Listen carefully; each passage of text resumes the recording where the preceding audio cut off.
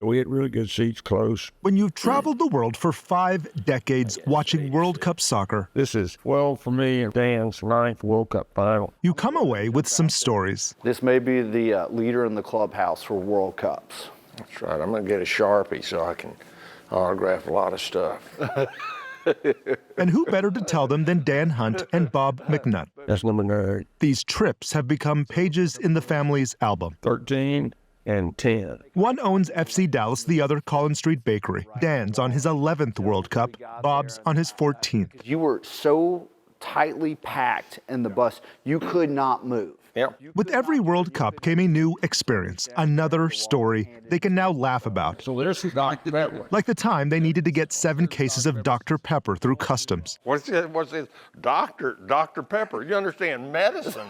Dr. Pepper. Or that time they needed to pass liquor through Qatar. Bob introduced them to magic, where he passed the bottles around the outside of the metal detector. Said it's magic. You didn't see it. Every games, you can bet, Dan would find a pickup soccer match somewhere. Bob would keep his running streak alive. I ran every day for 38 years.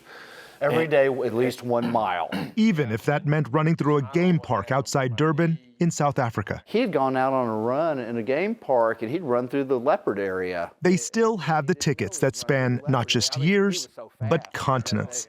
And they'll never forget the matches, the last World Cup being their favorite and arguably the greatest. Boy, Messi. I mean, Messi, there's no bigger star than Messi. The Argentina-France final that ended in a penalty shootout. For Messi to be the Messi he is, he had to win a World Cup for Argentina. The beauty of the World Cup is somebody always rises to the challenge. Fast forward 4 years and Messi and Argentina will play in the U.S. at AT&T Stadium, a dream many more years in the making. Their dad attended the World Cup final in England, and he thought it was a sport worth bringing to America. And that's the reason soccer is what it is today. This year will bring new memories. Yeah, we're up to Moscow. The families won't have to travel as far this time. The '94 World Cup here was a novelty. Not very many people knew that it was happening. The U.S. is still relatively new to soccer. This World Cup can prove we've grown. Dan and Bob have witnessed the game at the greatest places. The guy that owns the Patriot. And now, Kraft. the most familiar. It's been fun, and I look forward to many more. How about that? That's right. That's right.